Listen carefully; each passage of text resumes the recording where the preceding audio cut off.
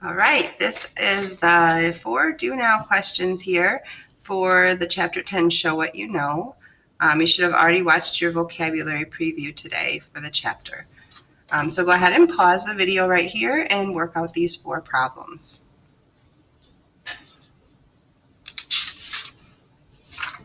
Okay, let's go over them.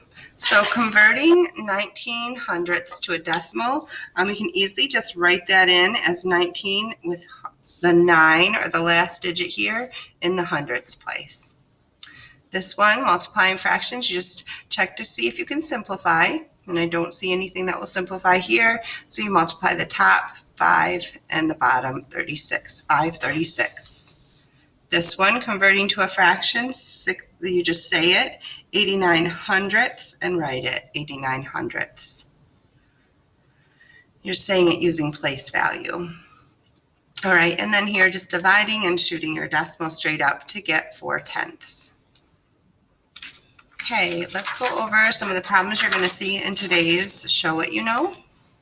First, you're going to find the perimeter. Remember, the perimeter is the distance around the outside, whereas area is the inside. So if you're looking for the perimeter here, we have to count each little piece there.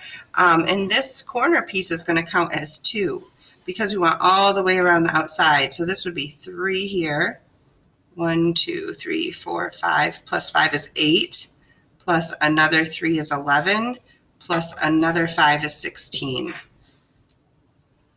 16 units. All right, and then this one, we're going to just go ahead and add all these sides up together.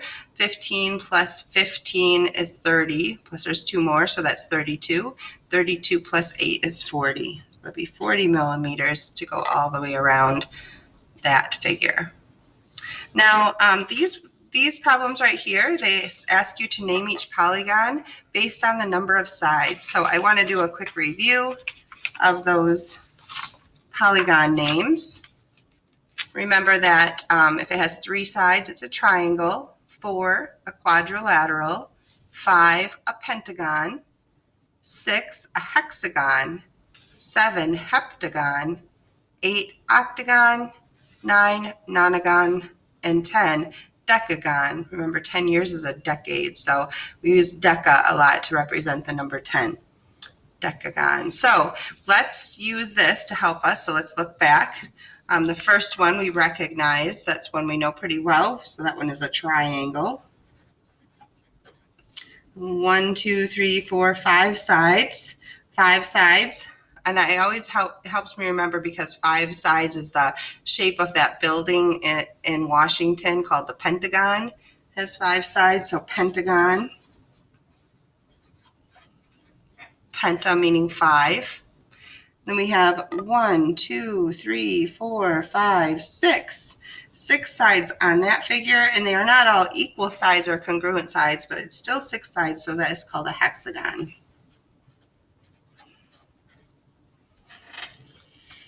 All right. Here we are going to just evaluate the expression, and it gives us the value of our x and our y. So we're just going to substitute those values in for those variables. So we have 5 right next to the x, so that means to multiply. So 5 times 7 plus 2 times our y value, which is 9. And then we use PEMDAS, so we're going to need to multiply before we add. I have 35 over here plus 18 over here, which will give us 45, 53. Okay, let's plug in our a and b values here. So we have 6 times our a value times 3 times our b value plus 4.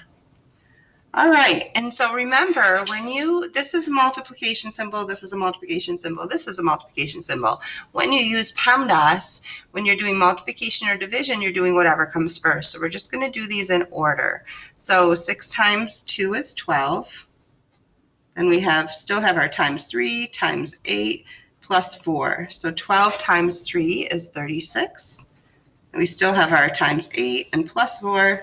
Then I have to do 36 times 8 off to the side.